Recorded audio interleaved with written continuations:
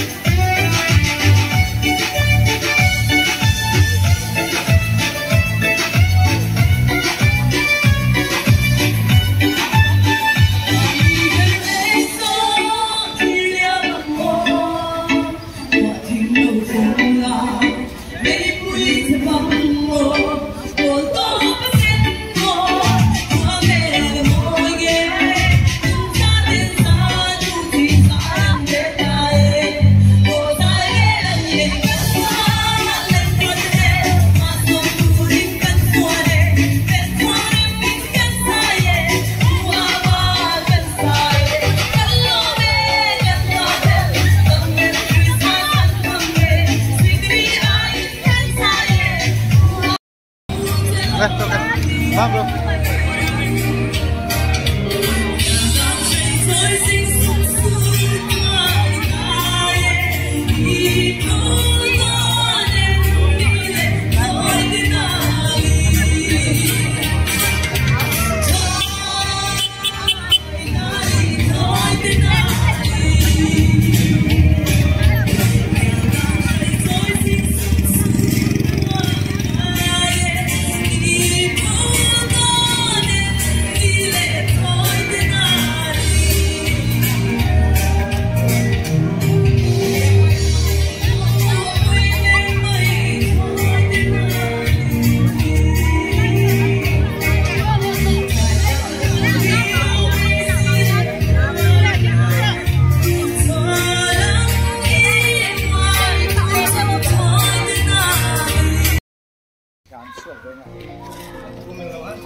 Không làm được đâu. Ăn cái thằng từ ngõ rồi ăn cùng bề này chứ ăn này rồi chứ chỉ dễ gì. À chỉ dễ vậy à? À hơi xuân đây gì xuân này 에, 소. phải không sao rồi thế cái nha.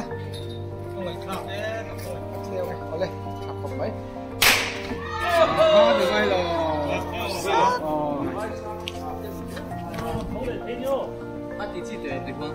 Non lẹ đó mi. Phát đủ rồi. Số ông rồi mới. Các voi khát cái cho ăn đồ bằng đồ đi.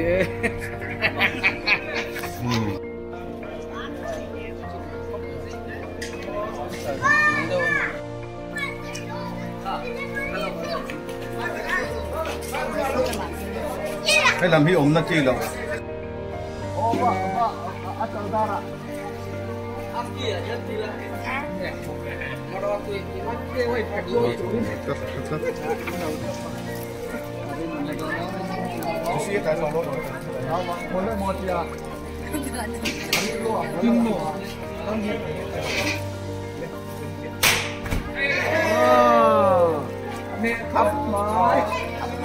Bari chenna taka khamo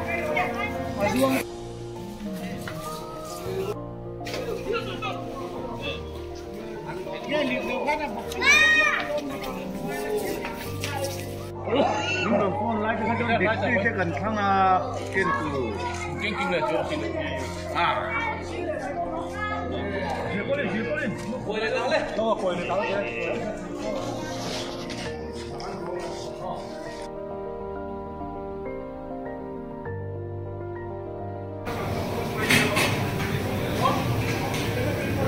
à